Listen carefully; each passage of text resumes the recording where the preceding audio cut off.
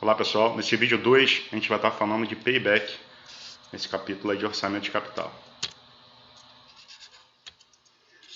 Payback, a definição, é o tempo necessário para que o fluxo de caixa do projeto recupere o investimento inicial. Ou seja, ao longo do tempo você investiu em determinado momento e você veio recebendo as suas receitas que são o seu fluxo de caixa. Em que momento o custo da receita se iguala? O investimento e o fluxo de caixa se igualam. Esse seria o payback. Em que momento do tempo?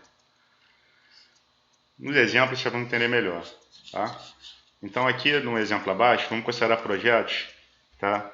Sempre que são igualmente arriscados, os fluxos de caixa foram ajustados para refletir imposto, depreciação, valor residual, capital de giro, e o fluxo de caixa ocorre sempre no final de cada período. Importante destacar porque esses itens que a gente colocou são variáveis importantes na determinação do fluxo de caixa. Um exemplo simples, tá? O mais simples possível. Num determinado projeto, foram investidos R$100 mil, tá? E os fluxos de caixa são iguais, tá? Ao longo do tempo. Iguais e sucessivos, de 50 mil. Tá?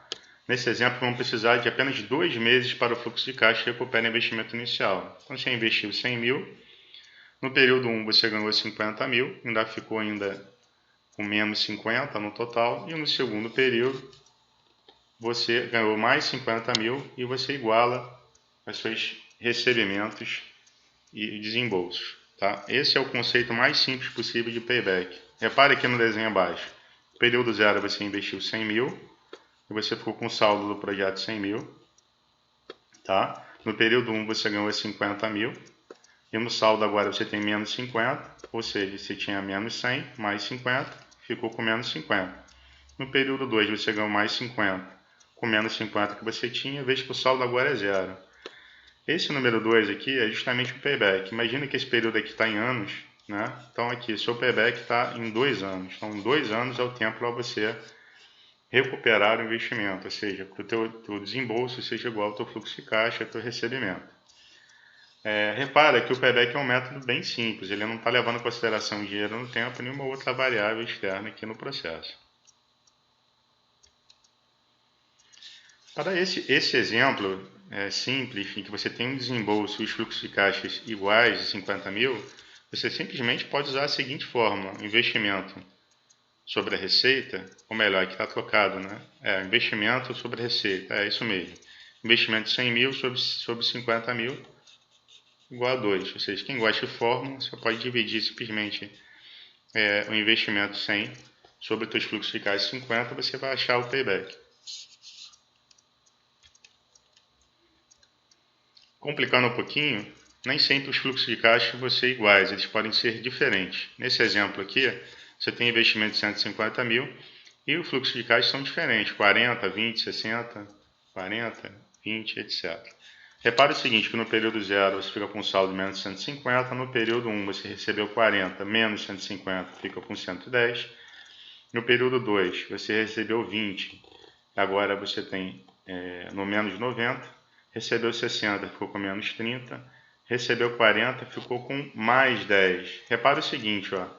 Aqui eu tinha menos 30 no período 3, agora eu tenho mais 10 no período 4. Então o payback é alguma coisa que fica entre o período 3 e 4. É 3, alguma coisa.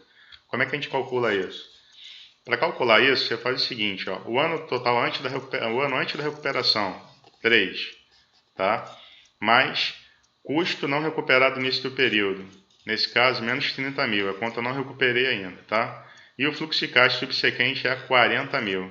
Então, é como se você fizesse um rateio. Você pega o 30 mil, que é o que você falta ainda, sobre o fluxo de caixa subsequente, que vai entrar 40 mil.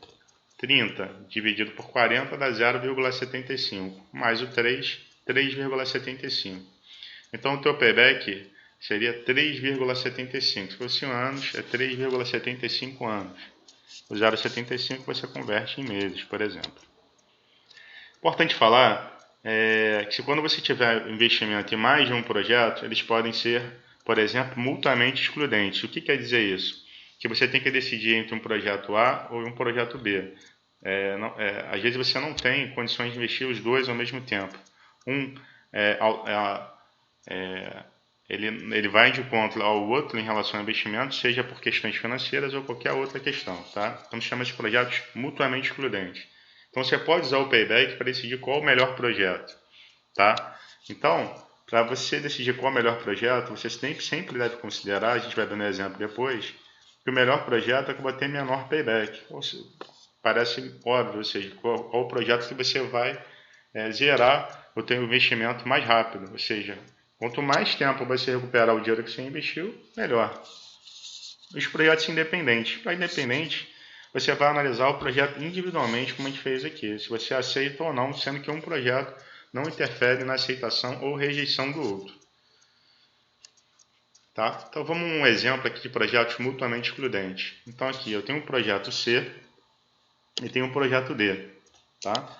Repare o seguinte, que o projeto C ele passa a ter payback entre o período 2 e o período 3. Tá? Então o payback dele vai ser 2, alguma coisa. Fazendo o rateio aqui do 30 de saldo sobre o fluxo de caixa subsequente, que é 90, é 0,33. Então eu tenho 2,33 de payback. No projeto D, o payback vai acontecer entre o período 3 e o período 4. Então vai ser 3, alguma coisa. Como é que calcula essa alguma coisa? O fluxo é o valor que eu tenho pendente, ao menos é o 60, sobre o fluxo de caixa 180, subsequente.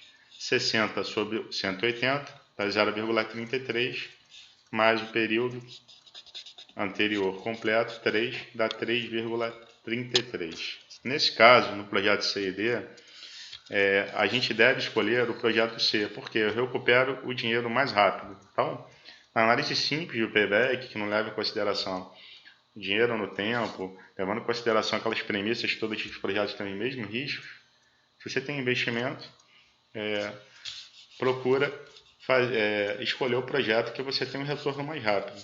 Por intuição, você chegaria a essa decisão. Bom, essa é a parte do payback.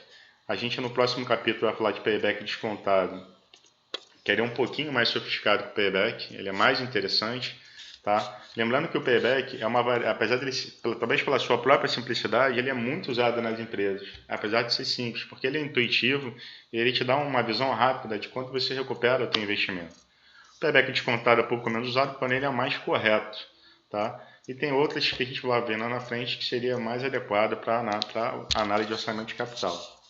Se você gostou, clique em dar um like e compartilhe com os amigos. Um abraço.